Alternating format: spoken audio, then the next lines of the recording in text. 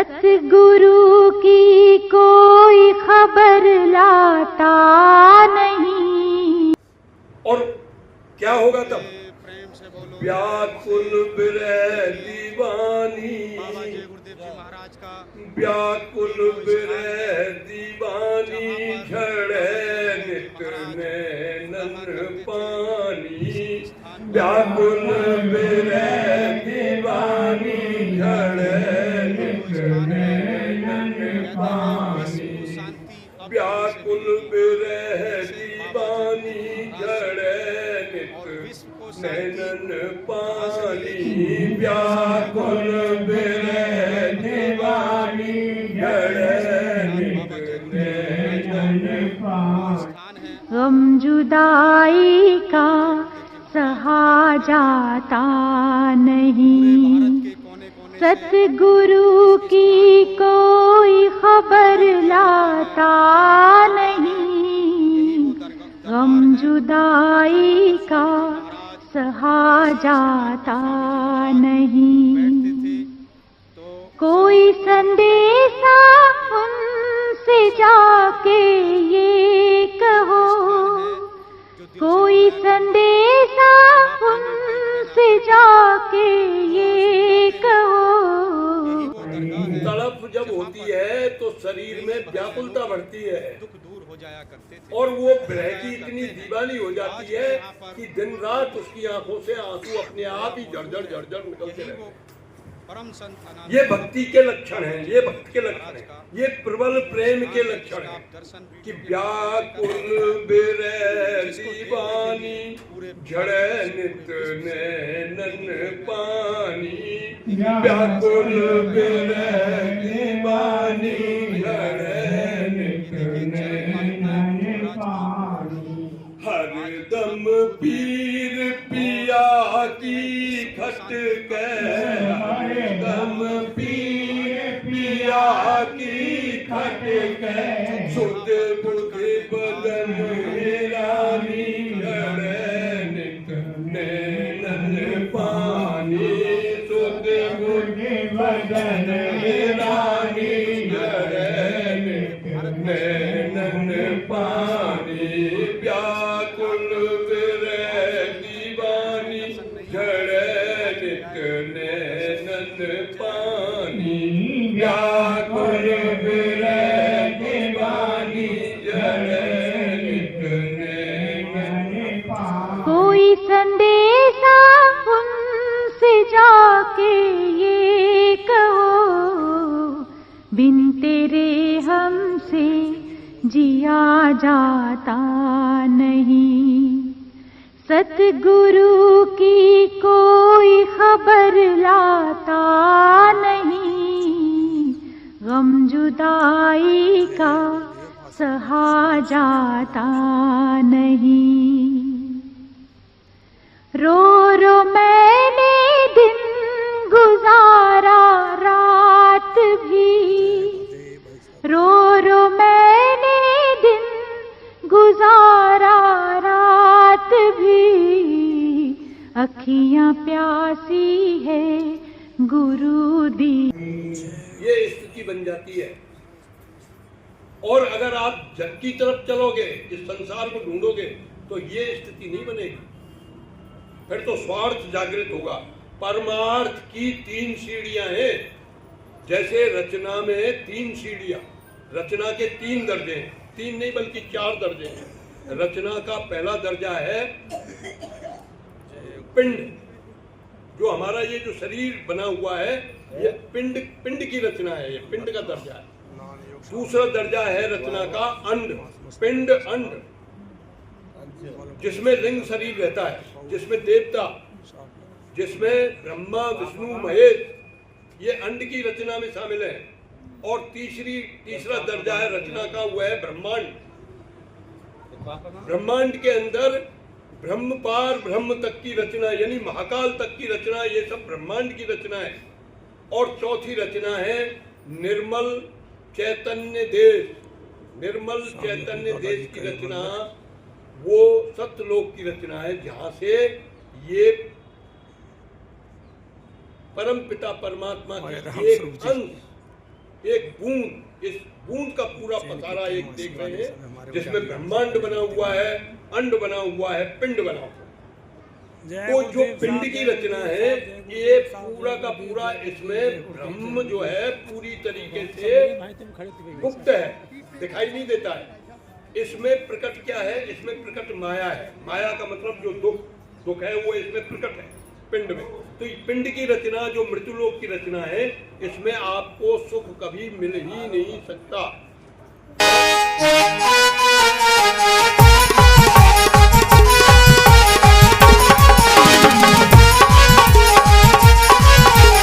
और हम इस देश के नहीं है, हम इस देश के वासी नहीं है। यही संत महात्मा बता रहे हैं कि आप इस देश के वासी नहीं हो। आप कहाँ के वासी हो? सत्यलोक के वासी। ये तो हमको काल भगवान ने तपस्या करके उस सत्पुरुष से मांग लिया और यहाँ आकर के हमको उसने फंसा लिया। उसने कर्म बंधन बना दिया। कर्म बंधन बनाने के बाद में वेदों का बंधन बना दिया और हम अब यहाँ फंस गए। और वो आराम से भजन कर रहा है उस सत्पुरुष का। वो नहीं देख रहा है कुछ भी। वो तो बोलता है भैया जैसा तुम करोगे मैं वैसा ही फल तुम्हें दे दूं। अच्छा करोगे तो अच्छा, बुरा करोगे तो बुरा। अच्छे के लिए उन्होंने बना दिया, स्वर्ग बना दिया, वैकुंठ। अरे अच्छों के लिए इस पृथ्वी पर ही पहले वो राजा बना देता है भाई, इस पृथ्वी पर राजा बना देता है। अब गांव का मालिक बना दिया तो आपको तो ऐसा लगेगा कि वो जाके जैसे तो मजे गाँव के। अब बातें जाके पूछो, बातें कोई बड़ो आवेगो भाई, गांव के मालिक को, मालिक जैसे अभी कोई और उससे बड़ा ओहदेदार आ गया तो फिर वो अपनी पूंछ नीचे ऊपर ले। वो गांव में जब तक रहो जब तक तो पूंछ बाकी ऊपर रह गई, लेकिन जब कोई और ऊंची पूंछ वाला आएगा तो जब क्या करनी पड़ेगी। और बाव के और ऊंचा आएगा कोई तो बात फिर नीचे करनी पड़ेगी। तो ये सिस्टम है यहाँ, है नहीं कुछ, सब झूठ, सब झूठा पसारा। तो इसलिए बताया कि जो तुम पिया से मिलना चाहो तो मत भटको जग में, क्योंकि तुम इस जग के नहीं हो। ईना देश तुम्हारो साधु, ईना देश तुम्हारो। तुम तो अमर लोक के वासी, जो 3 लोक से न्यारा है। वो तो न्यारा है, अलग है। तुम तो वहां के वासी हो। तभी तो हमारे गुरु महाराज बताते थे, तभी हमारे गुरु महाराज बताते थे कि धाम अपने चलो भाई, पराए देश क्यों रहना। धाम अपने चलो भाई, पराए देश क्यों रहना। काम अपना करो जाई, पराए काम क्यों भजना। हम तो यहाँ पराए काम में लगे हुए, जगत का काम करेंगे तो पराया काम करेंगे। तो इसलिए बता रहे हैं कि जो तुम पिया से मिलना चाहो तो मत भटको जग।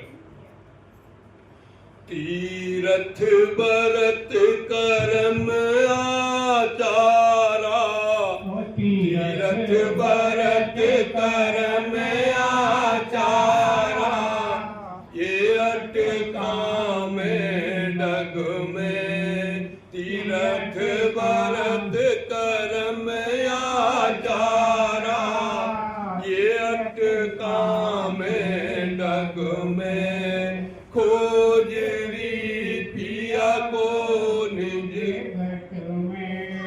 खोजरी पिया को निज घट में। जब लग संत मिले नहीं पूरे, जब लग संत मिले नहीं पूरे, पड़े रहोगे अघ में, पड़े रहोगे अघ में। खोजरी पिया को निज घट में, खोजरी पिया को निज घट में। नाम सुदारस कबहु न पायो, नाम सुदारस कबहु न पायो। बरमो यो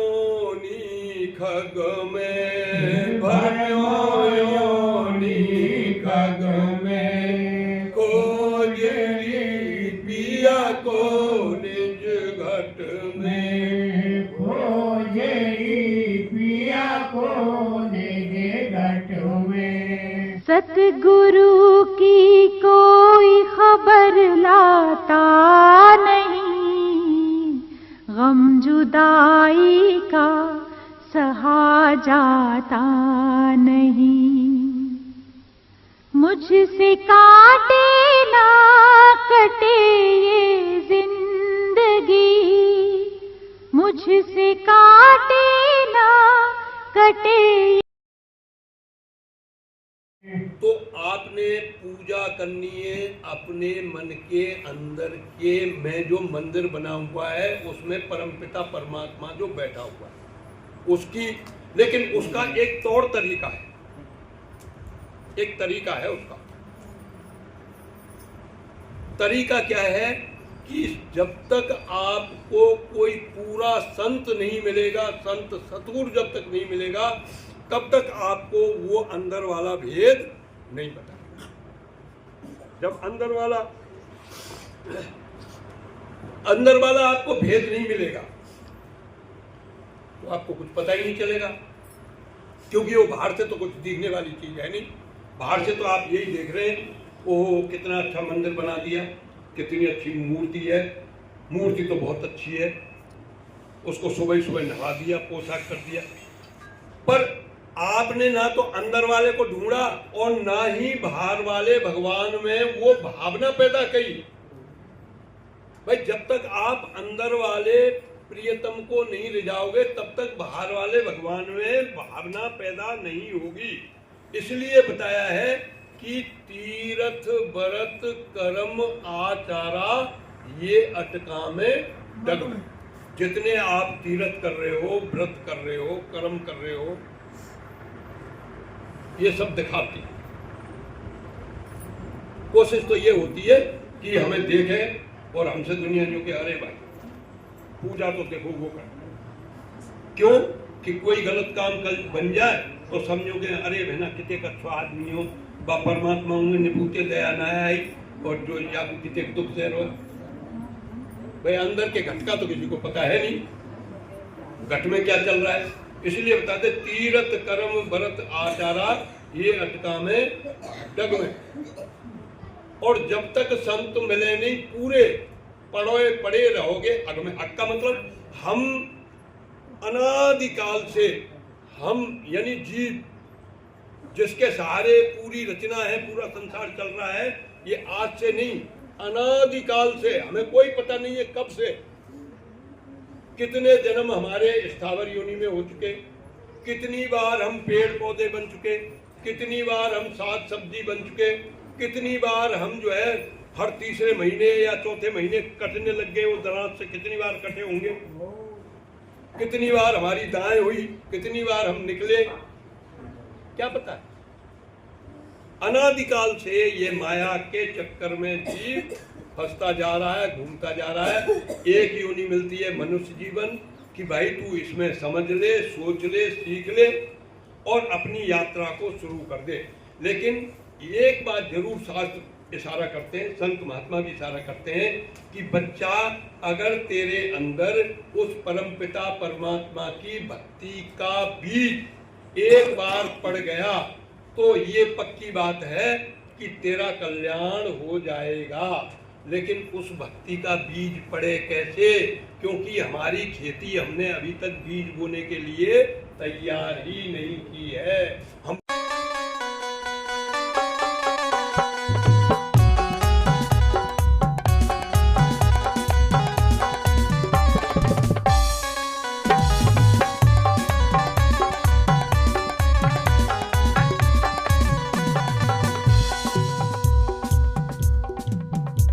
आइए चलते हैं। ओ आगे समय खराब है, अरे आगे समय खराब है, तुम छोड़ो मीठ शराब है। ए आगे समय खराब है, तुम छोड़ो मीठ शराब है। दिल दारू लेगी जान, दारू लेगी जान, तेरे समझ न आवेगी और नाश करावेगी, दारू तेरा नाश करावेगी।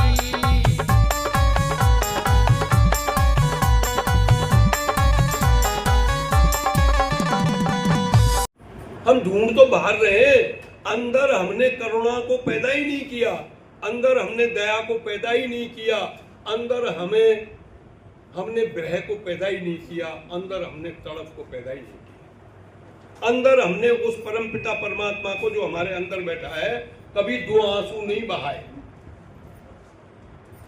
कभी दो आंसू नहीं बहाए। बता दो प्रभु तुमको पाऊं मैं कैसे, बता दो प्रभु तुमको पाऊं मैं कैसे, बता दो प्रभु तुमको पाऊं मैं कैसे, बता दो प्रभु तुमको पाऊं मैं कैसे, विमुख हो के सन्मुख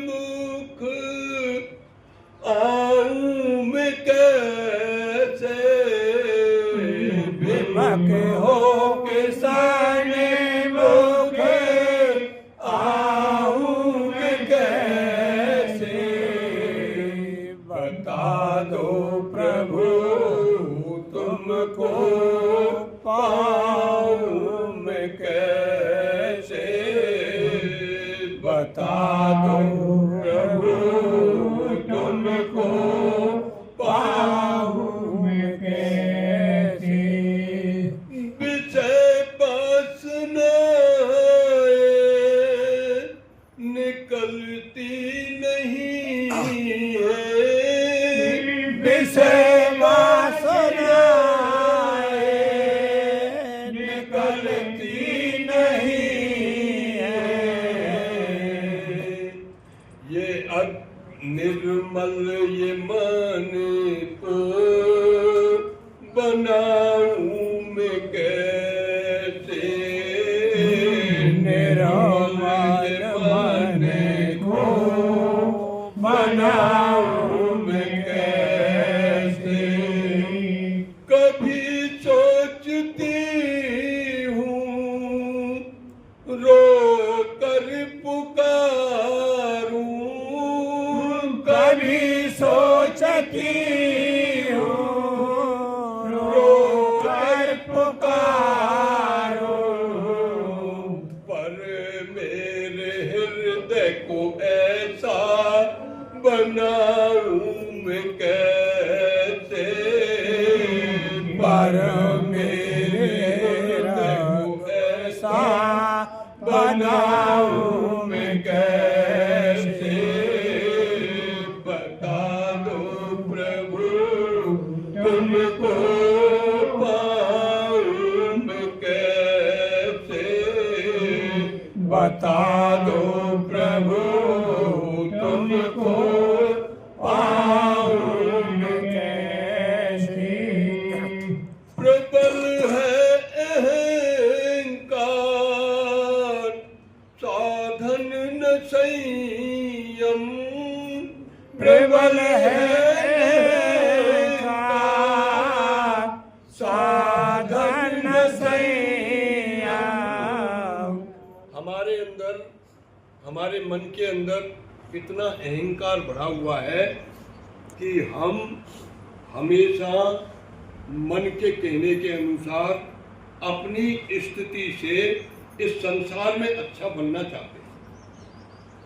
हमेशा हमारा मन इसी दौड़ धूप में लगा हुआ है कि मैं अच्छा बनूं, मैं अच्छा बनूं, मैं अच्छा बनूं, मैं देखने में सबसे सुंदर हूं, मेरे पास सबसे ज़्यादा पैसे हों, मैं सबसे बलवान रहूं, मैं सबसे ज्ञानवान रहूं। ये सब किसका खेल है? ये सब अहंकार का खेल है और इसी के लिए हम मेहनत कर रहे हैं। और गुरु महाराज कहते हैं कि जब तक बच्चा तू सरल नहीं बनेगा, सहज नहीं बनेगा, सहज का मतलब जैसा है वैसा, सहज का मतलब यह है जैसा है वैसा नहीं रहेगा, तब तक कुछ होने वाला नहीं। और ये सब अच्छे बनने की जो दौड़ है, ये किसके कारण है? ये है अहंकार के कारण। मन में अहंकार है, और अहंकार ही अज्ञान की जड़ है, अज्ञान का बीज है। अहंकार अज्ञान का बीज, जहां अहंकार पैदा हुआ तो समझ लो अज्ञान का बीज पैदा हो गया। अब जब बीज पैदा हो गया तो बीज तो बढ़ेगा, ऊपर आएगा, अंकुर निकलेगा, अंकुर में 2 पत्ते निकलेंगे। जब अहंकार बढ़ा तो 2 पत्ते किस किस के निकल गए? राग के और द्वेष के। जो अच्छा लगा उससे राग होना शुरू हो गया, और जो खराब लगा उससे द्वेष होना शुरू हो गया। ये सब खेल किसका है? ये सब खेल है अहंकार का। अब जब अहंकार हो गया तो ना तो साधन बन रहा है, ना कोई संयम। प्रबल है अहंकार, साधन न संयम। प्रबल है अहंकार, साधन न संयम। ये अज्ञान अपना मिटाऊं मैं कैसे? ये अज्ञान अपना मिटाऊं मैं कैसे? बता दो प्रभु तुमको पाऊं मैं कैसे? बता दो प्रभु तुमको पाऊं मैं कैसे? कठिन मोह माया में अतिशय भ्रमित हूँ। कठिन मोह माया में अतिशय भ्रमित हूँ। गुरु बिन दया पार पाऊं मैं कैसे? गुरु बिन दया पार पाऊं मैं कैसे?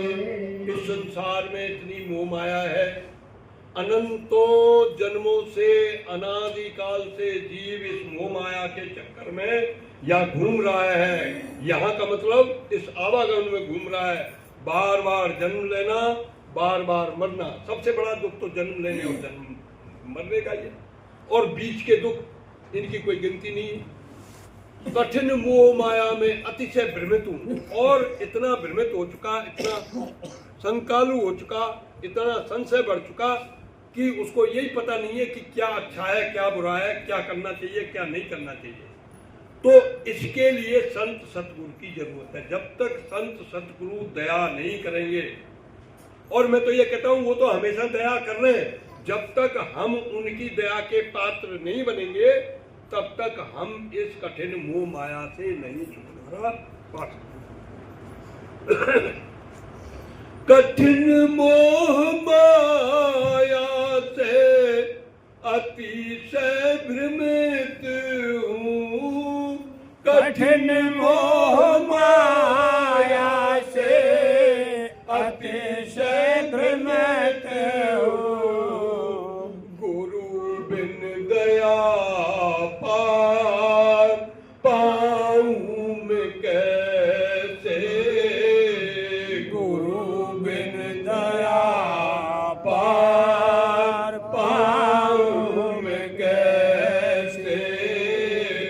बता दो प्रभु तुमको पाऊं मैं कैसे?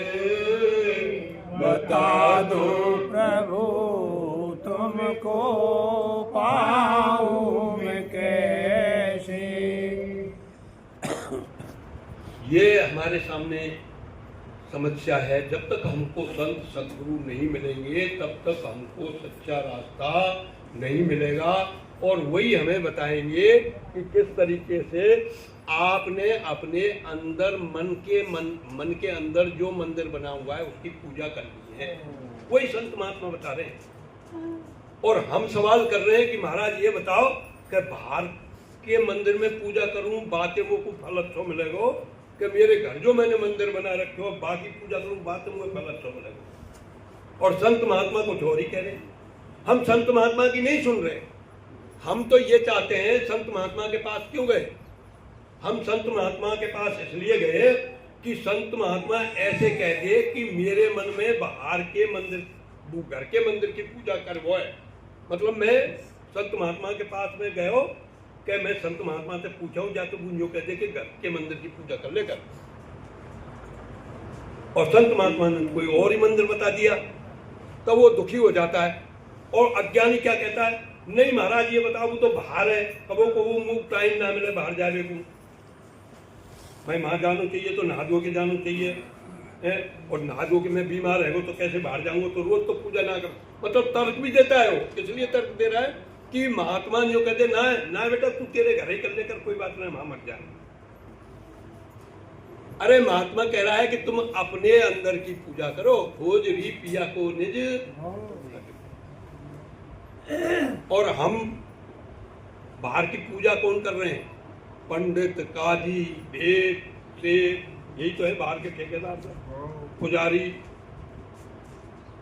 और कौन है ठेकेदार? पंडित, काजी, भेद, सेठ सब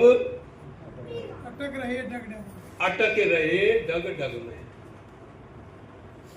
और इनके संग पिया नहीं मिलना, पिया मिले कऊ साध।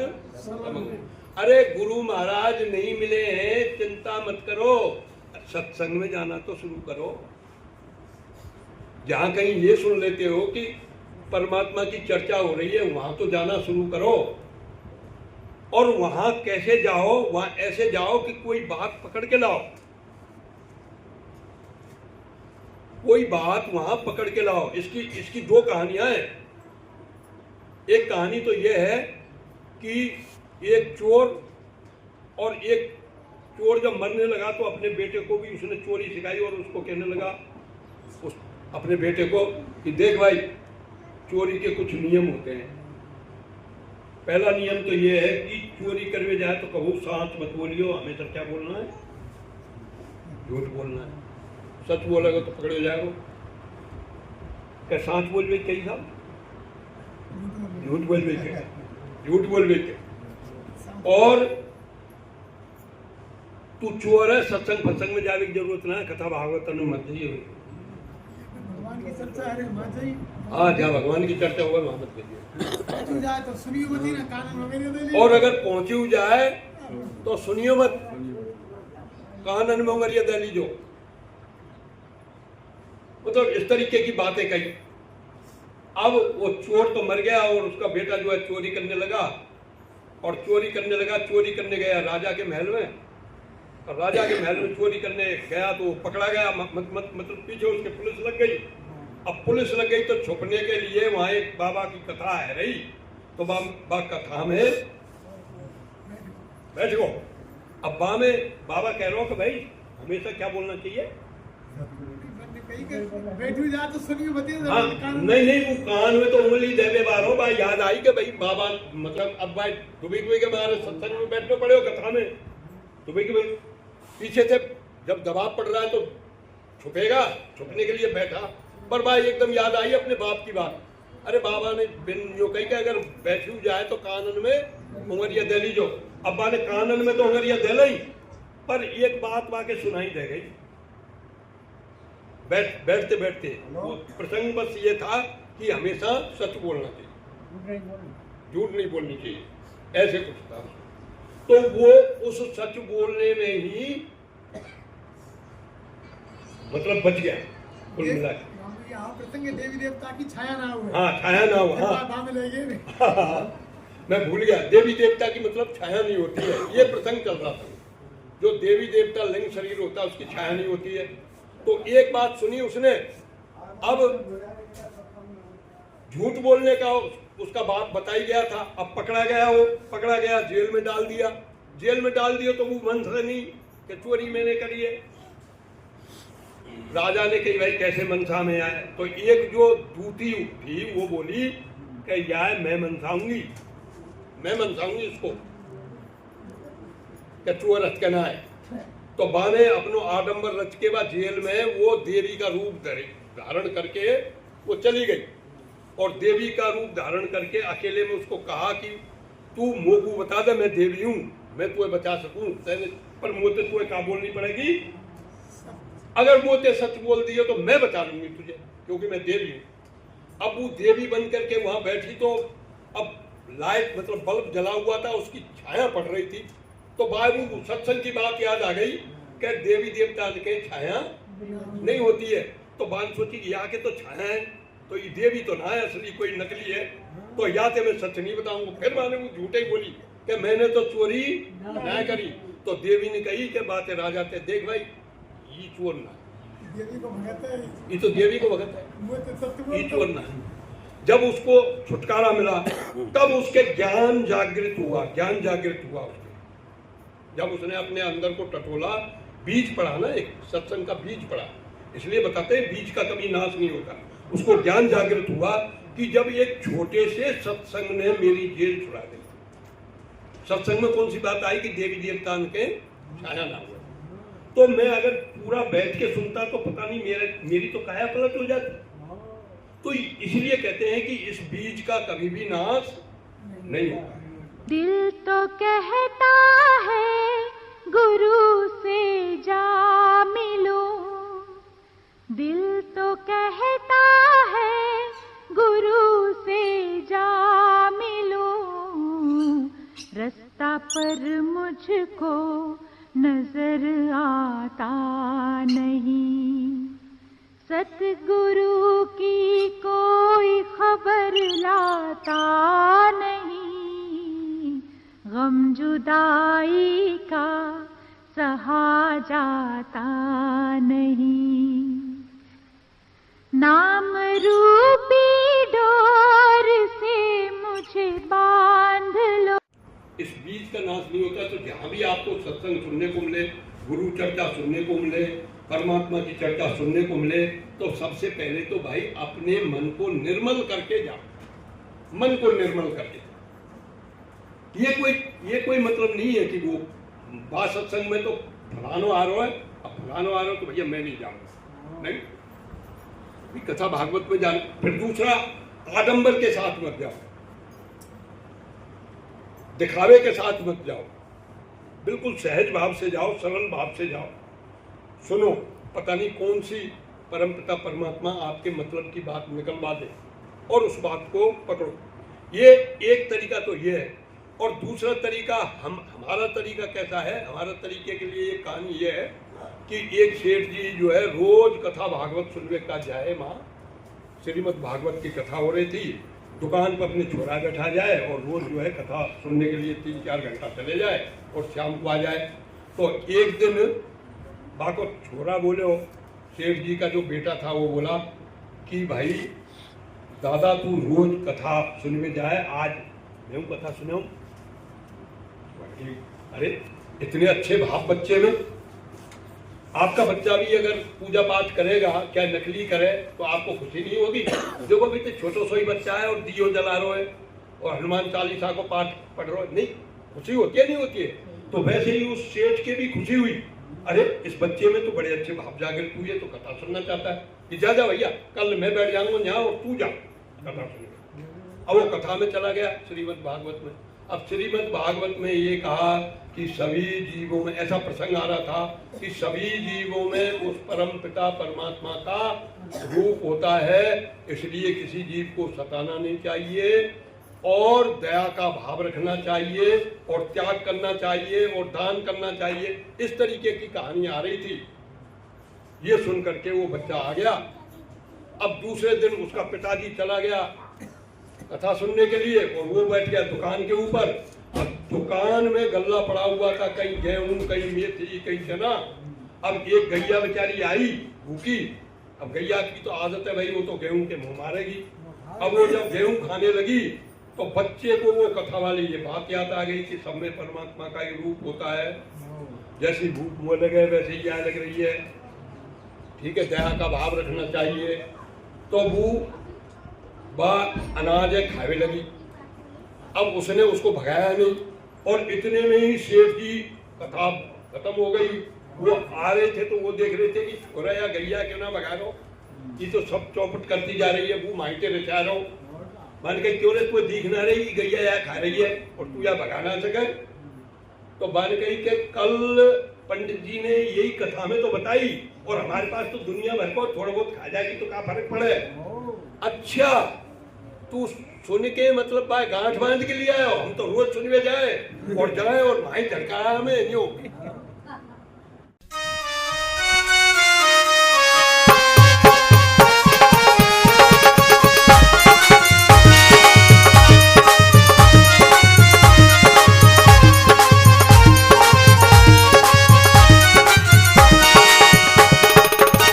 जय गुरुदेव ही राजक होगा दुनिया के प्राणी का, और सभी भरोसा करने लगे गुरुदेव की बाणी का।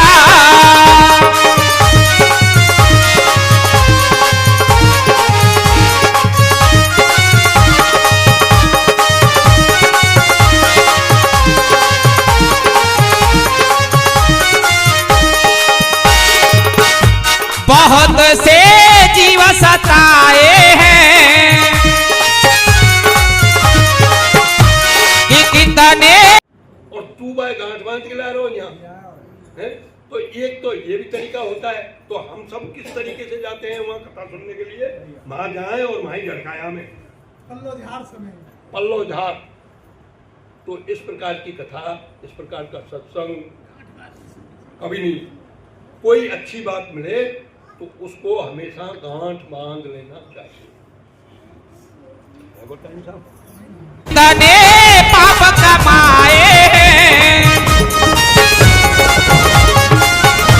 बहुत से जीव सताए हैं कि कितने पाप कमाए हैं। अरे तुम्हें बड़े यमन की मार नशा ढल जाए जवानी का, और सभी भरोसा करने लगे गुरुदेव की वाणी का।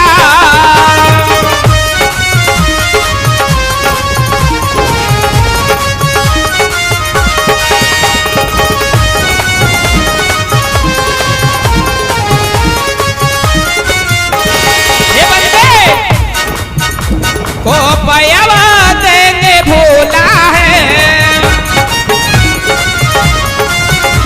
काल के छूटे गोला है। को पयवा देंगे भोला है, काल के 20 मिनट है। 20 मिनट हो। तो जो प्रसंग चल रहा था वो प्रसंग ये चल रहा था शुरुआत का प्रसंग ये था कि भाई ये जो मनुष्य शरीर मिला है इसी के अंदर आप पूजा पाठ कर सकते हो, अच्छे कर्म कर सकते हो। तो ये पहली सीढ़ी है। पहली सीढ़ी क्या है? पहली सीढ़ी ये है कि जब तक आपके मन में उस ईश्वर के प्रति जिज्ञासा नहीं बढ़ेगी तब तक आपका जीवन अनुशासित नहीं होगा। अब अनुशासित तो किताबन में पढ़ने को मिले, अब पढ़े लिखे लोग तो वहां मतलब समझ लेंगे भाई अनुशासित, गांव के लोग समझते नहीं है। तो अनुशासन का मतलब यह है कि ईमानदारी के साथ में अपना जीवन यापन करना। यह है ईमानदारी के साथ, किसी के माल के प्रति कोई दृष्टि नहीं डालना, इसको बोलते हैं अनुशासित शासन। सबसे प्रेम भाव से रहना, मेहनत और मजदूरी के साथ काम करना। मैंने बहुत ऐसे देखे गांव के बुड्ढे इस टाइप के थे जो दूसरे के खेत में के एक बाल को भी नहीं तोड़ते थे, एक बाल नहीं तोड़ते थे, एक कभी भी। अगर उन्होंने खाने के लिए भी तोड़ना है तो अपने खेत में, दूसरे के में नहीं। और मैंने ऐसे भी देखे कि भैंसे में चराए में ले जा रहे हैं, अपने खेत में तो पीट कर लेंगे और दूसरे खेत में भैंसे में छोड़ देंगे। तो उसके लिए मना किया है। अगर आपको परमपिता परमात्मा की तरफ यात्रा शुरू करनी है तो इन कामों ने छोड़ना है। मेहनत और मजदूरी के साथ, मशक्कत के साथ, आलस को छोड़ करके हमेशा ईमानदारी के साथ में काम करना और हमारा जो धर्म है उस धर्म के अनुसार हमने अपना काम करना। अभी हमारा धर्म क्या है? धर्म का मतलब है कर्म। कर्म ही धर्म है। जो हम कर्म कर रहे हैं ये हमारा धर्म है। हमको जिस घर में जन्म मिला है उस घर में हमको विरासत से कुछ काम मिले हुए हैं, तो उन कामों को हम तन्मय पूर्वक करें। तन्मय मतलब मन लगा करके उसको करें, ईमानदारी से करें, मेहनत और मजदूरी से करें। तो जब तक हम इन चीजों को नहीं करेंगे तब तक हमारी यात्रा परमात्मा की तरफ नहीं जाएगी। तो पहली तो सफाई ये, पहली सफाई ये मेहनत, ईमानदारी से काम करना, जो कुछ परमात्मा ने दिया है उसमें संतुष्ट रहना, ये मनुष्य का असली धर्म है। और तभी उसको मनुष्य जीवन प्राप्त होने की अहमियत का पता चलेगा। नहीं तो ये इसके अंदर जो श्वासों की पूंजी मिली हुई है वो बिल्कुल गिनती की मिली हुई है, और हम उस श्वासों की पूंजी को रोजाना खर्च कर रहे हैं। रोजाना तुम नहीं खर्च करना चाहे तब भी होगी वो तो हो रही है, आ रही है, जा रही है, आ रही है, जा रही है, वो खर्ची तो हो रही है। और उसका जो भंडार है वो निश्चित है। उस निश्चित के भंडार में से ही ये सारी चीजें निकल रही हैं। अब कोई चीज मान लो आपने इकट्ठी की और वो उसमें से धीरे धीरे खर्च हो रहा है, तो खर्च जो हो रहा है तो वो तो एक ना एक दिन तो खत्म होगा। जब सांसों की पूंजी यहाँ खत्म हो जाएगी हमारे शरीर में, तो फिर हमारे इस शरीर की कोई कीमत नहीं रह जाती है। तो जब तक हमारे श्वास चल रहे हैं हमें हमेशा ईमानदारी के साथ, मेहनत और मजदूरी के साथ बिल्कुल जो हमें काम मिला हुआ है उस काम को करना चाहिए। और हर एक ग्रस्त जीवन का ये उद्देश्य है कि वो आए गए अतिथि की सेवा करे, ये उसका उद्देश्य है। ये नहीं कि कोई घर में आ जाए और माथे में शरबत पड़ जाए कि ये और आएगा या को और रोटी बनानी पड़ेगी, तो मामला गड़बड़ है। फिर तो वो हिसाब किताब है कि हम तो डूबेंगे सनम पर छोड़ेंगे तुमको भी नहीं। वे तो खुद तो जाएंगे ही जाएंगे, पर वो बाकी आसपास जितना वायुमंडल है उसको भी वो खराब करेंगे।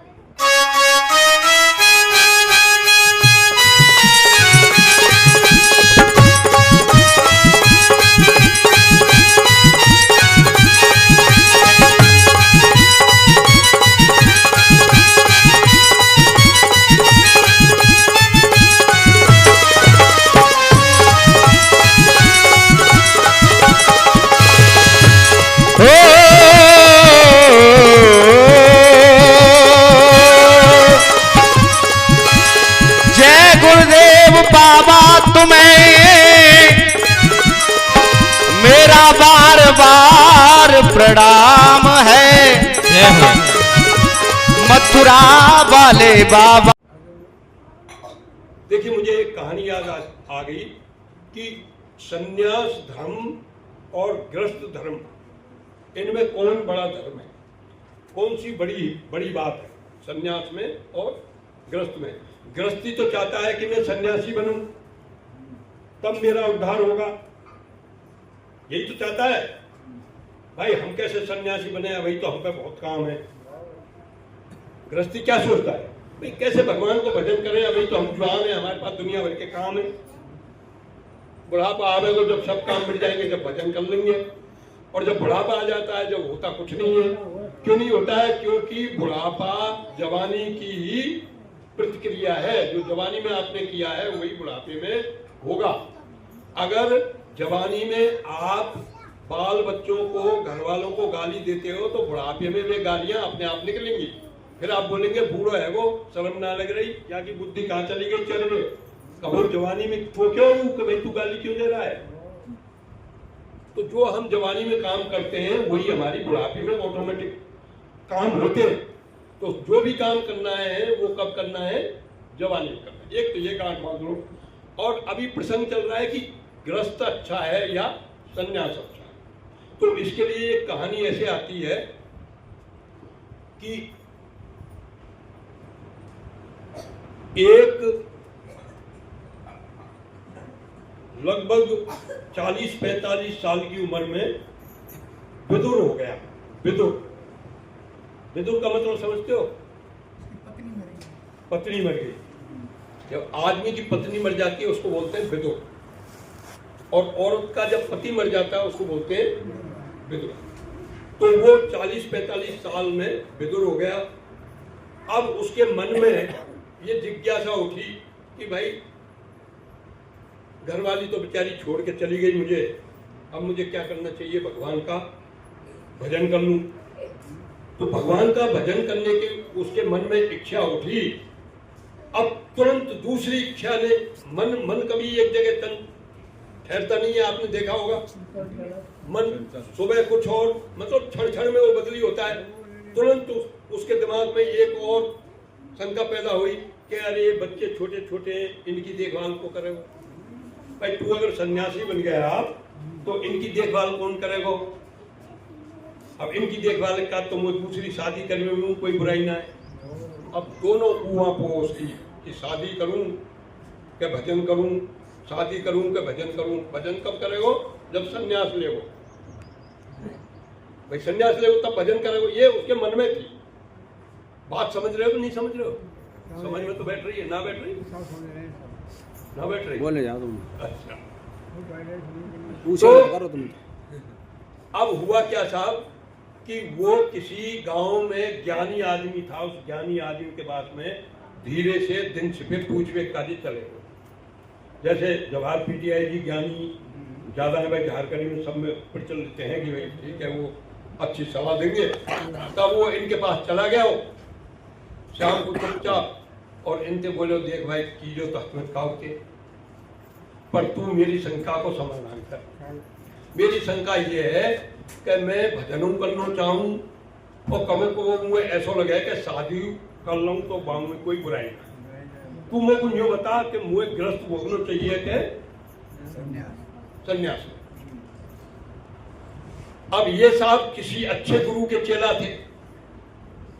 इन्होंने कहा भैया वैद्य तेरी शंका को समाधान मैं तो कर सकूं ना हूं, पर मेरे गुरु जी एक जगह पे वहां पर तपस्या में रत हैं, लीन है, तुम वहां जाओ, वहां तुझे इसका जवाब मिल जाएगा। अब वो साहब वहां गया, दोपहरी को टाइम, भूखो प्यासो बेचारो गयो।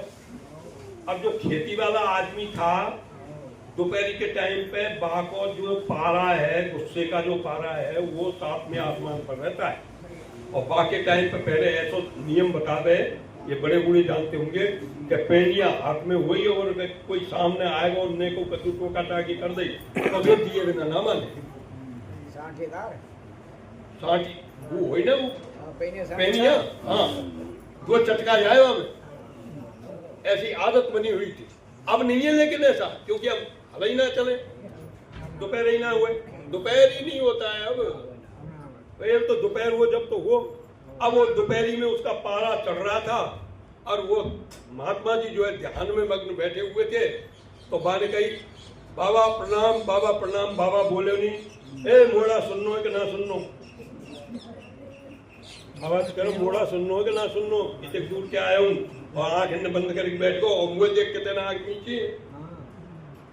जब ते तो मैं देख रहा हूँ तो मैं जानू तुम्हारी सब बातों में।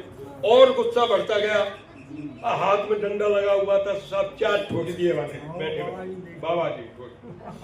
बाबा जी ने ठोक दिए चार। महात्मा जी जगे ज्ञान से, अच्छे महात्मा से पहुंचे हुए, उन्होंने उससे कुछ भी नहीं कहा। आंखों की तारी खोल करके बोले ओ हो बेटा ठीक है तू आ गया तो अच्छी बात है, पर मैं इसका जवाब नहीं दूंगा। तू जिस काम के लिए आया है मैं इसका जवाब नहीं दूंगा, नहीं दूंगा, दे पाऊंगा नहीं, जवाब नहीं दूंगा। इसका जवाब तू दूसरे गांव में जाओ, उसने गांव बताया, उस गांव में जा और वहां पर मेरा एक शिष्य रहता है प्रजापति, वो आपको जवाब। तड़प तो थी जवाब लेने की, माते चल दिए बेचारों भूखो प्यासो। दिन ढल गया था, दिन छिप गया। अब जिस घर में वो गया वहां नियम ये था कि कोई भी अतिथि आता तो उसको वो भूखा नहीं जाने देती थी। तो उसकी जो है ये चीज उस गांव में सबको पता चल गई कि भाई यहाँ के पास कोई भी आ रहा है, वैसे तो यहाँ पे खावे का दिक्कत वचना है, पर अतिथि को भूखा ये नहीं जाने देती है। तो पड़ोसी क्या है, उससे जलने लग गए। भाई होता ही है, जलने लग जाते। पड़ोसन तो खासकर जलने लग पड़े, देख खुद के काज खाए का देना है, और कोई आ जाए बाग काज कहूँ चला के करे, ऐसा होता।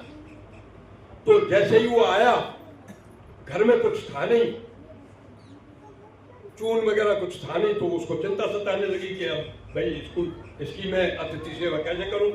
अब पड़ोसन के पास गई कि बहना चून दे दे, कि मैं काई दे दूं चून, कि ऐसे ऐसे आयो भूखो है वहां रोटी करनी है, कि मैं ना दूं चून, ए बहना दे दे, कि एक शर्त पे दे दूं, कि वन की बता का शर्त है, कि इनके बारन ने छलवा कटवा, और इन बारन ने मेरे कर के जा, जब मैं दे दूंगा।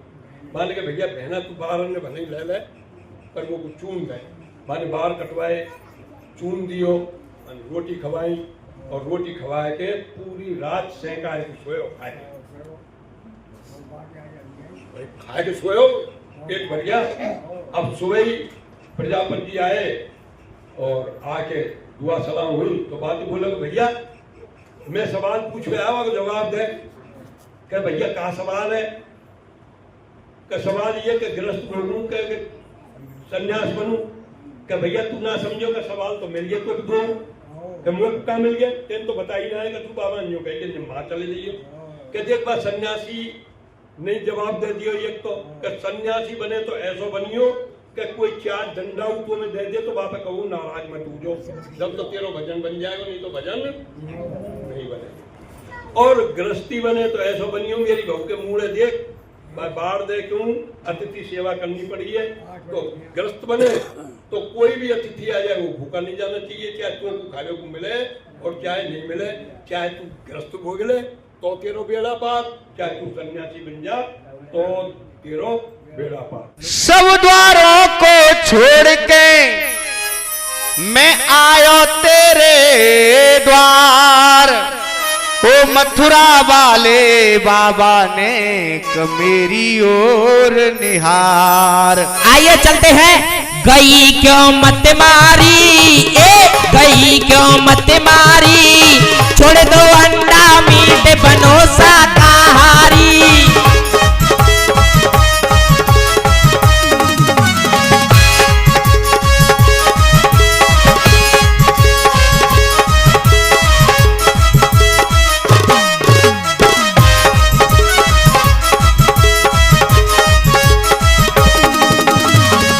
गई क्यों मत मारी, गई क्यों मत मारी, छोड़ दो अंडा मीट बनो शाकाहारी। तो कहने सुनने में कोई भूल हो गई वो तो क्षमा करना। यहाँ भैया सब